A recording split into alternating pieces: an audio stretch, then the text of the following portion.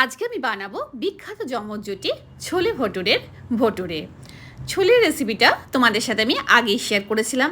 তো আজকে ফুলকো জালিদার এবং সুস্বাদু ভটুরে কিভাবে বানানো যায়, তো চলো আজকে আমরা দেখে নিই সেটাই। তার জন্য পরিমাপটা খুব গুরুত্বপূর্ণ। এখানে আমি 4 কাপ ময়দা নিয়েছি, হাফ কাপ সুজি নিয়েছি, স্বাদ মতো নুন, চিনি আর 1 চিমটি খাবার সোডা দিয়েছি, হাফ কাপ দই দিয়েছি, 2 চামচ সাদা তেল দিয়েছি। প্রথমে শুকনো এটাকে আমি মেখে নেব, তারপরে জল দিয়ে একটা নরম আমি ডো বানাবো। খুব ভালো করে এটা মাখানো হয়ে গেছে। ওপর দিয়ে 1 চামচ সাদা তেল দিয়ে এটাকে একটা নরম কাপড় দিয়ে 1 ঘন্টার জন্য আমি এটাকে রেস্টে রাখবো। ততক্ষণে আমি ছোলেটা বানিয়ে নিই। 1 ঘন্টা পর একদম পারফেক্ট ডো রেডি। এটাকে আবার কিছুক্ষণ ঠেসে নিলাম।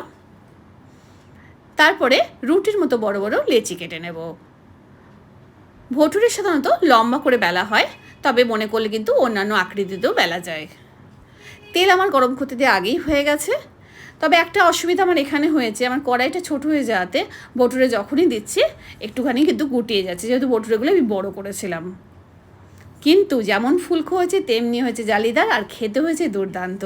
তো চলো পরের দিন আবার দেখা হচ্ছে নতুন একটি ভিডিওর সাথে।